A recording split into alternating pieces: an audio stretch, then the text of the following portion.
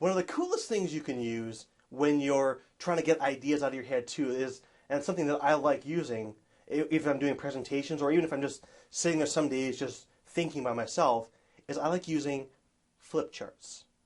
Flip charts are really, really cool. You can go to the store, you can go to Staples or wherever in the big stores, and you can buy these huge, huge big slabs of this. I think 20 or 30 bucks. If you, they're fairly reasonable to get a copy of these things, to get a pad of these things. Once you've got them, it's going to last you a long time. Now, what you want to look for, and again, if you don't want to go to Staples and buy these things, you can actually go and either find a friend who's moving or has already moved, and you can get their packing paper. Maybe a little creased in some spots, but it's still decent sized, and you can throw it up on a wall and use it almost the same way as a flip chart. I wanted to show you, I didn't bring an easel in here because I want to show you how you can use this at home. And it's fairly simple to use, so you don't have to go ahead, because oftentimes the easels, those big three-legged things that stick this on it, the good ones cost $170 and up. From there, you can probably get a cheap one for a little bit less, but you don't even need that. All you need is a little bit of tape, and you're good to go. The secret to using these at home is to use painter's tape. Don't use regular masking tape because it'll tear the paint off your wall. And again, do this at your own risk. I'll tell you that. I'll just set that up right now. But if you get the good green painter's tape, spend a couple bucks on it, you're going to have no problems. You're going to be able to stick it up on the wall, pull it off within a few minutes, and you're going to have no issues and no worries. What I like doing, and I'm going to show you a couple of tips.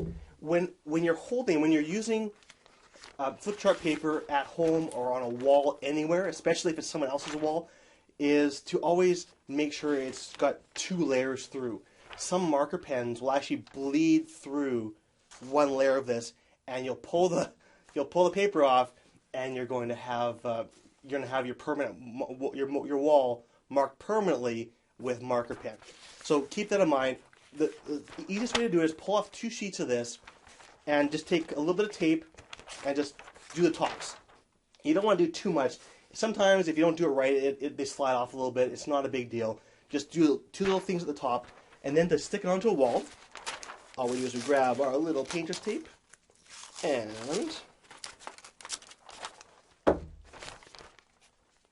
throw one up here, one up here, and we're good to go. I like this because I like thinking big a lot of times, and so whenever I want to have a big idea or a big goal session, I can just stand here and make huge goals. I can make a goal this big, or I'm just trying to make a joke here as far as writing big or not. But I will give you a little hint here, a little tip. Some permanent markers stink. They're terrible. And if you're ever using a flip chart, if you want to use this kind of system, you've got to get the smelly markers. You probably remember these from back in grade school and in elementary school when you were a kid. And boy, you've got to use these things, 'cause otherwise you're gonna get high off these markers. So getting the good smelly ones is the key. I think I like the purple one the best. Yeah, I don't like the black one. I don't like black licorice. But once you get some smelly markers, the next step then is going to be to use them properly too. You want to make sure that you're using color in a visually appealing way. So just pick a couple of colors that look decent together. Sometimes I'll just use purple and blue, red and green sometimes, and you can alternate what you're going to have. So you're going to have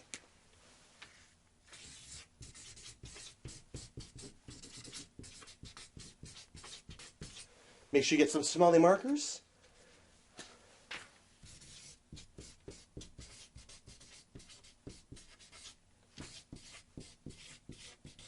Alternate colors, and yes, I'm Canadian, so I spell with a U. And go through here and make sure that they're bright, they're vivid, and that they work. And this is an awesome way.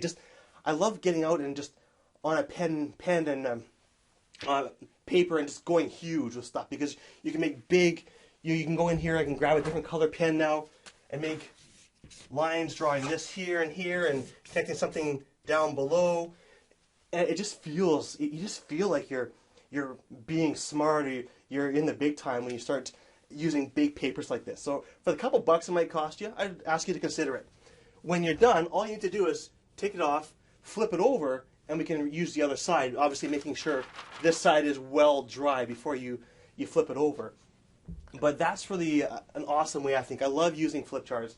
I love really getting on it, and I feel awesome when I use them.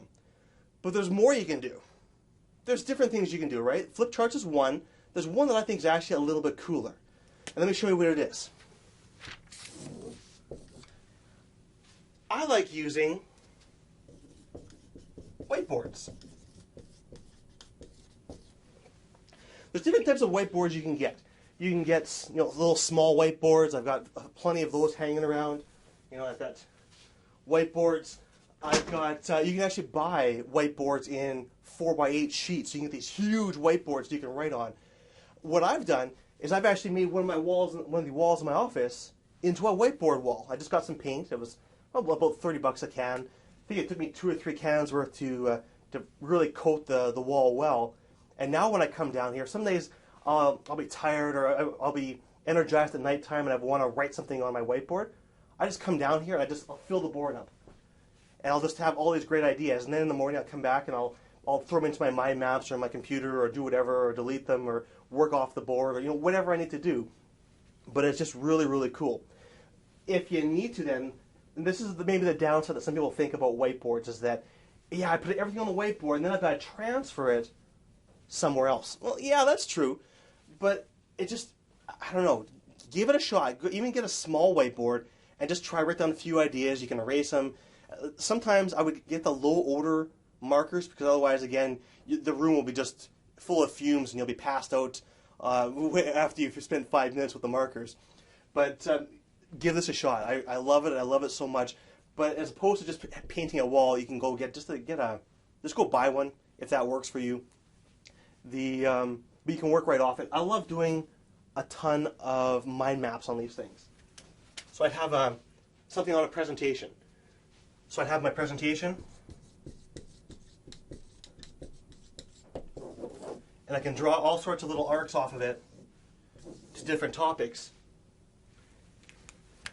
And it's a cool way for me to think on my feet and really get my ideas out. And then, for me, I'd rather be creative. I'd rather be really creative and then have to copy something over, spend 10 minutes copying it over, than just plugging away on a computer and, not doing much. A couple of little downsides, if you want to consider this, or at least one more downside, is that I was so excited when I got my whiteboard, and I waited, because you have to wait 2 or 3 days for it to cure. And I went and bought all these different colored markers. And the very first day, I'm like, all right, here we go with the markers.